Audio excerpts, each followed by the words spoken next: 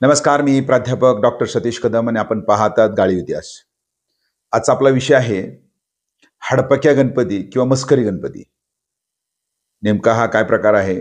अगदी थोडक्यात आपण या ठिकाणी जाणून घेणार आहोत. हा गणेशोत्सव कुठं साजरा केला जातो? का साजरा केला जातो?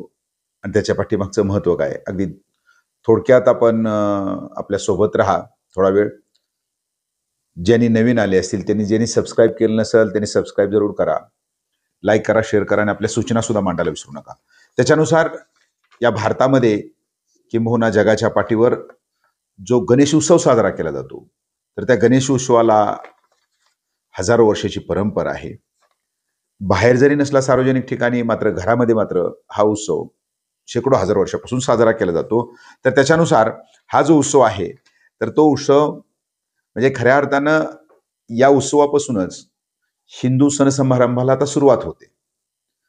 तर त्याच्यानुसार भाद्रपद शुद्ध चतुर्थी, त्याला आपण गणेश जयंती म्हणतो, या दिवशी आज गणेशाचं आगमन होतं आणि अनंत चतुर्दशी म्हणजेच भाद्रपद शुद्ध चतुर्थी या दिवशी हा जो असेल चतुर्दशी या दिवशी याची सांगता होते. म्हणजे जवळपास 10 दिवस हा उत्सव चालतो. तर मग आपल्याला जो या ठिकाणचा उत्सव पाहायचा आहे, आत्ता सांगितलं की याचं जे आहे भाद्रपद शुद्ध चतुर्थी. मात्र हा जो गणपती आपण पाहणार आहोत, तर तो आहे हडपक्या गणपती.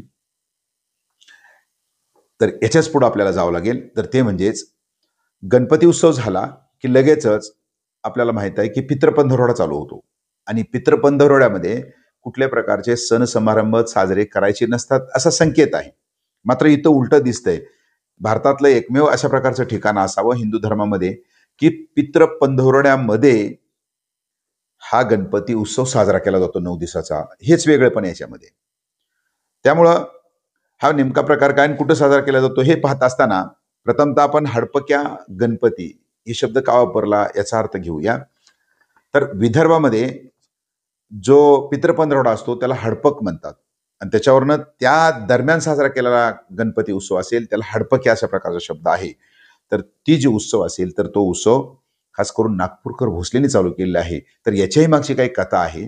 तर ती कथा म्हणजेच नागपूरकरांनी जे बंगालवर स्वारी केली होती रघुजी भोसले, नंतर रघुजी भोसलेच्या नेतृत्वाखाली, त्यानंतर जानूजी असतील किंवा पुढची मंडळी, तर त्याच्याचनुसार नागपूरकर भोसले जे होते, श्रीमंतराजे खंडोजी महाराज उर्फ चिमणा बापू, तर यांनी बंगालवर ज्या ठिकाणी त्यांना सेनापती म्हणून त्या ठिकाणी तिथले असणारे त्यांना नेमलेलं होतं किंवा त्या ठिकाणी असणारे सुभेदार होते.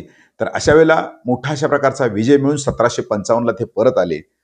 परत आल्यानंतर इकडं घरामध्ये गणपती उत्सव जवळपास संपून 1-2 दिवस झालं होतं. म्हणजे गणपती उत्सव आता संपला. आता साहजिकच आहे फार मोठा विजय अशा प्रकारचा त्या ठिकाणी मिळाला आणि हा विजय आपण साजरा करू शकलो नाही. गणपती साजरा करू शकलो नाही. त्यांना वाटलं की त्यांनी सर्वांना विचारलं आपल्या पुरोहितांना किंवा नेमकं काय करायचं? ठीक आहे. तर या आनंदाच्या उत्सवाप्रित्यर्थ हेच असणारे चिमणा बापू उर्फ श्रीमंतराजे खंडोजी महाराज यांनी पुन्हा एकदा या उत्सवाला सुरुवात केली आणि तो उत्सव म्हणजेच या ठिकाणी असणारा म्हणजे वास्तविक पाहता पितृपंधरवडा आता सुरू झालाय.